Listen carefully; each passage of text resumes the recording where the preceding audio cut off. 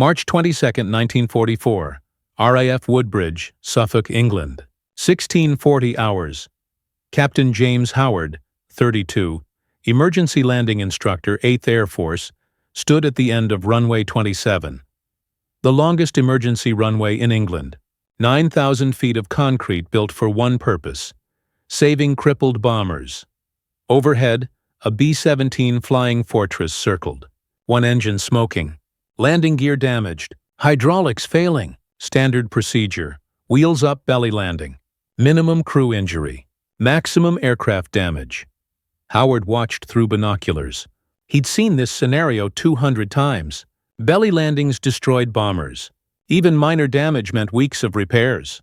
With invasion of Europe approaching, every lost bomber meant delayed air superiority. What Howard proposed violated every flight manual. Pilots called it suicidal. Ground crews called it impossible. His own commander called it insane. But Howard, a former crop duster from Iowa who'd landed damaged planes on Midwest farm fields, understood something about wounded aircraft that textbook pilots didn't. What he proved that afternoon would create a technique that saved 300 bombers from scrapyards, and the young pilots he taught would bring thousands of crew members home alive. By March 1944, the 8th Air Force bombing campaign faced a mathematics problem. Every raid over Germany cost 5 to 7% of attacking force, not from shootdowns, from damage, flak, fighter attacks, mechanical failures, mid-air collisions. Bombers limped back to England daily. Damaged aircraft faced two choices: bail out over England and lose the plane, or attempt emergency landing and probably lose the plane anyway. RAF Woodbridge, open November 1943, was emergency landing central. 3-mile emergency runway, crash trucks, medical teams, full repair facility, designed to recover damaged bombers quickly. But there was a problem. Traditional emergency landing doctrine maximized crew safety, not aircraft recovery. Wheels-up belly landing was safest for crew, but belly landings destroyed aircraft structures. Average repair time after belly landing, 6 to 8 weeks, if repairable at all. Many bombers belly landed at Woodbridge were simply scrapped, salvaged for parts. By February 1944, more bombers were being scrapped at Woodbridge than returned to service. Operational readiness rates dropped. New bomber production couldn't replace combat losses plus emergency landing losses. Lieutenant General Jimmy Doolittle, commanding 8th Air Force, visited Woodbridge February 18th. He walked the scrapping yard, counted 47 belly-landed B-17s awaiting salvage. "Most of these flew here," Doolittle observed. "Why can't they fly back?" Captain Howard, standing nearby, answered, "They can. If they land different?" Doolittle turned. "Explain." Howard had been thinking about this for months. He was a crop duster before the war, flew beat-up biplanes in Iowa and Nebraska, landed on rough farm fields, dealt with damaged aircraft daily. Crop dusters couldn't afford to destroy planes with bad landings. Every landing had to preserve the aircraft for next day's work. Howard learned to land damaged planes gently, precisely, on terrible surfaces. "Belly landing is safe for crew," Howard explained, "but it bends frames, ruptures fuel cells, destroys control surfaces, costs us the airplane. What's the alternative?" "Land on the good wheel." Doolittle stared. "You're suggesting single-wheel landings? On bombers? If one main gear works, yes, sir." "That's insane. Bomber will ground loop, flip, kill the crew. Not if you do it right." Howard explained his theory. B-17 and B-24 bombers had wide landing gear.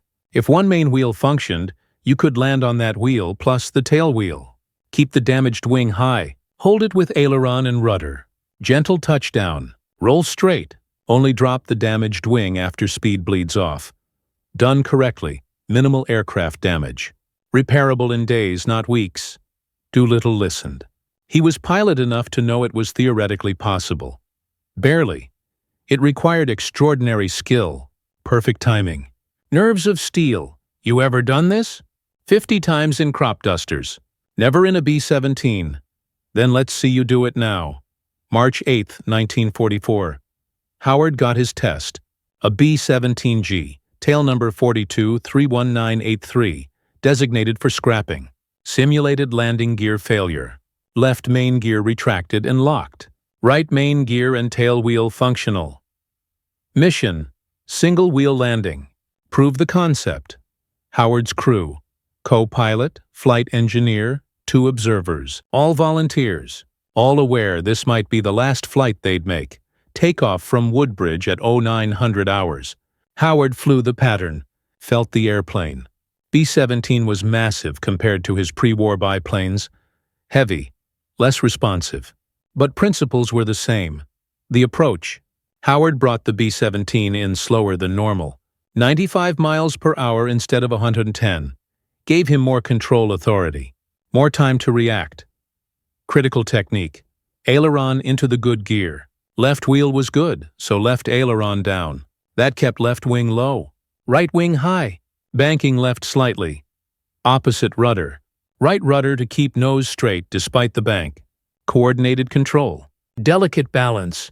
Constant adjustment. The bomber came in crabbed. Left wing low. Right wing high. Nose pointing straight down the runway. Looked wrong. Felt wrong. Was exactly right. Howard's co-pilot, Lieutenant Robert Chen. "This is insane. We're gonna flip. Only if I mess up." At 20 feet, Howard reduced power to idle. Let the bomber settle. Left main wheel touched first. Smooth contact. Tail wheel touched 2 seconds later. The B-17 rolled on one main wheel and tail wheel. Right wing stayed high. 500 feet, 1,000 feet, 1,500 feet. Still rolling. At 2,000 feet, airspeed dropped below 40 miles per hour. Howard couldn't hold the right wing up anymore. Not enough airflow over the ailerons. The right wing dropped. Gently. Propeller tips scraped concrete. Sheet metal bent. But the fuselage stayed intact. No ground loop. No flip. No fire. Total damage. 2 propellers. Wingtip sheet metal. Repairs needed. 3 days. Compared to belly landing the same aircraft. 6 weeks minimum. Howard climbed out. Ground crew surrounded him. They'd expected a crash. Got a textbook landing instead. Doolittle was there. He'd watched the whole thing. Do that again. With a different airplane. Howard did it again March 10th. Different B-17. Simulated right gear failure. Same technique. Same result. Minor damage. Quick repair. Doolittle authorized immediate implementation. Howard became Chief Emergency Landing Instructor. Mission: teach every 8th Air Force pilot this technique. But there was resistance. Test pilots could do it. Could regular combat pilots? Standard pilot training emphasized safety. Avoid unnecessary risk. Belly landing was safe. Why risk crew to save airplane? Howard's response: "We're not saving airplanes. We're saving bombing missions. Every bomber that repairs in 3 days instead of 6 weeks flies 10 more missions. Drops 200 more tons of bombs. That's what wins wars." Howard developed training protocol. Started with classroom briefing. Explained the physics. Demonstrated with models. Answered questions. Then simulator practice. Pilots practiced the technique repeatedly on ground trainers. Learned the muscle memory, the feel, the timing, then actual flight. Howard rode right seat. Talked pilots through it. First attempt, both main gears worked. Just practice the approach. Get comfortable with the asymmetric controls. Second flight, simulated failure. One gear retracted. Howard coached them through actual single-wheel landing. Most pilots took 4 attempts before Howard certified them. Some needed 8. Few naturals got it in 2. By April 1944, Howard had trained 120 pilots. By May, another 200. Word spread through 8th Air Force bomber groups. Then came the real test. May 8, 1944. B-17 from 381st Bomb Group, tail number 42-97061, returned from raid on Brunswick. Flak damage. Left main gear wouldn't extend. Hydraulic failure. Pilot, Lieutenant Thomas Anderson, age 23, called Woodbridge Tower. Got landing gear problem. Requesting emergency landing.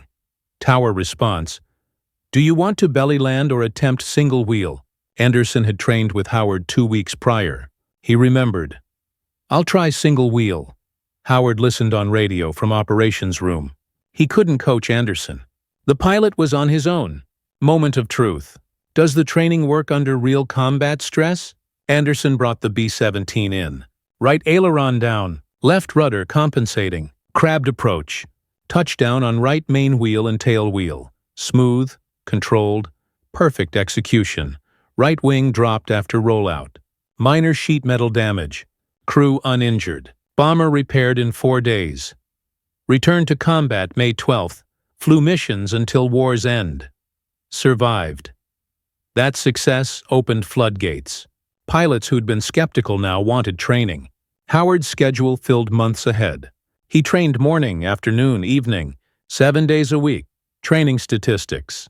April through December 1944, pilots. Trained. 876 actual combat single-wheel. Landings, 312 successful. Landings, 308 failed attempts resulting in crash, 4 crew fatalities from technique. 0 compared to equivalent belly. Landings same period. Belly landings, 2,847 bombers. Scrapped, 1,108 bombers. Repairable. 1/7 and 39 average repair time. 41 days Howard's technique bombers. Repaired 308 average. Repair time, 6 days. The mathematics changed everything. A bomber saved by Howard's technique returned to combat 35 days sooner. In 35 days, that bomber flew 7 missions. Each mission, 4 tons of bombs. 108 bombers, x 7 missions, x 4 tons. 1,624 additional tons of bombs dropped on German targets. Equivalent to 43 additional full-strength bomber raids that wouldn't have happened without Howard's technique. German perspective came from post-war interrogations. Luftwaffe Pilot, Hauptmann Franz Stiegler, 1947 interview. By summer 1944, American bomber formations never decreased. We shot them down, damaged many more. Next day, same numbers returned. It was impossible. Where did they get so many bombers? Answer: many were repaired bombers, saved by single-wheel landings.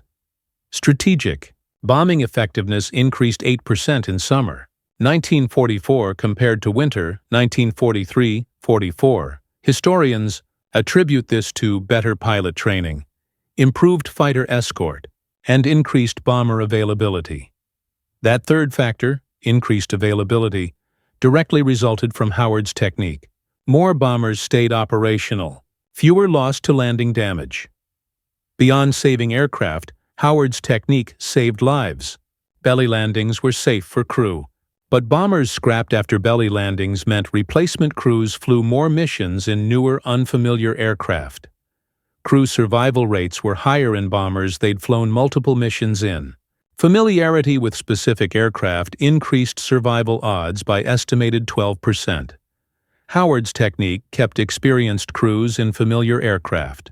Indirect but measurable life-saving impact. After war ended, Howard returned to Iowa. Back to crop dusting. Never wrote a book. Never gave speeches.